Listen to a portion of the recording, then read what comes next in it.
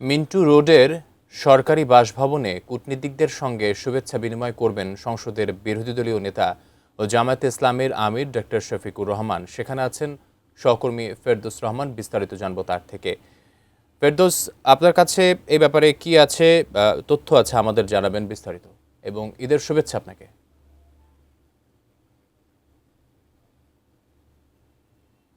ঈদ মোবারক আপনাকে, ধন্যবাদ।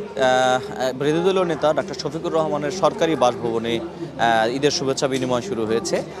তিনি 11টা থেকে কূটনীতিকদের সঙ্গে ঈদের শুভেচ্ছা বিনিময় করছেন সরকারি বাসভবনে।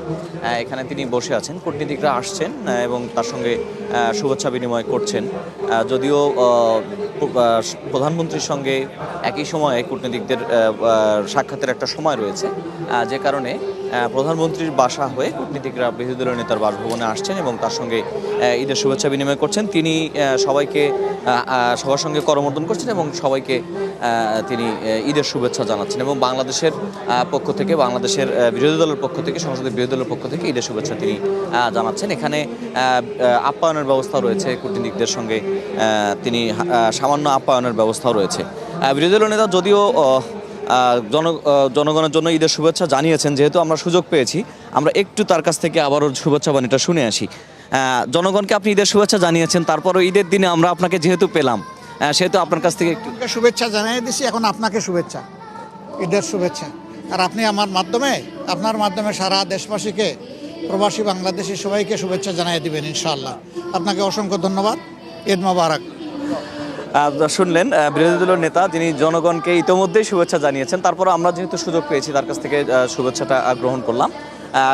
এইখানে কয়েকটি ধাপে শুভেচ্ছা বিনিময় হবে 11টা থেকে 12টা পর্যন্ত কূটনীতিকদের জন্য।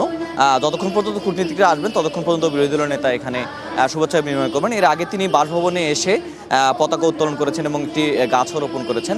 যে রাষ্ট্রীয় যে ফর্মালিটিসগুলো আছে সেগুলো তিনি পালন করেছেন। Presenting Walton Crystal Series. Switch to premium. Switch to Crystal. ইতিমধ্যে বেশ কিছু কূটনীতিক এখানে এসেছেন। তারা শুভেচ্ছা বিনিময়ের পরে যে আপ্যায়নের ব্যবস্থা করা হয়েছে আমাদের পক্ষ থেকে, বিরোধী দলের পক্ষ থেকে, সেটি তারা গ্রহণ করছেন। এবং যেহেতু একটু বৃষ্টি বিঘ্নিত দিন, বৃষ্টির কারণে বাহিরে যে প্যান্ডেল করা হয়েছিল সেখানে ঈদের শুভেচ্ছা বিনিময়টা করা যাচ্ছে না, যে কারণে একটা প্যান্ডেলের ভেতরে এসে বিরোধী দলীয় নেতার শুভেচ্ছার বিনিময় তারা করছেন। নিশ্চয়ই দেখতে পাচ্ছেন যে একটি টেবিলে কিছু কূটনীতিক যারা শুভেচ্ছা বিনিময় শেষে এখানে আপ্যায়ন গ্রহণ করছেন। 11টা বাজে এখন, এবং সবাই আপনি জানেন যে পাশেই যেহেতু প্রধানমন্ত্রী তার মিন্টো রোডের বাসভবনে শুভেচ্ছা বিনিময় করবেন এবং সেই শুভেচ্ছা বিনিময়ের পর এখানে তারা আসবেন। আর একটা কথা বলি, যে সেটি হচ্ছে যে আজকে যেহেতু প্রধানমন্ত্রী এবং বিরোধী দলের নেতার বাসা পাশাপাশি, কাজে তাদের সঙ্গে শুভেচ্ছা বিনিময় করতে আসা যে লোকজন, তাদের গাড়ির একটা চাপ রয়েছে, যে কারণে মিন্টো রোডেও কিন্তু কিছুটা ঈদের দিনেও যানজট সৃষ্টি হয়েছে। সারাদিন ধরেই বিরোধী দলের নেতা শুভেচ্ছা বিনিময় করবেন, সাধারণ মানুষের সঙ্গে শুভেচ্ছা বিনিময় করবেন। 3টার পর থেকে আমরা এখানে থাকবো এবং এই ছবিগুলো, খবরগুলো এবং বিরোধী দলের নেতার শুভেচ্ছা আপনাদের মাধ্যমে পৌঁছে দেওয়ার চেষ্টা করব। আকাশ।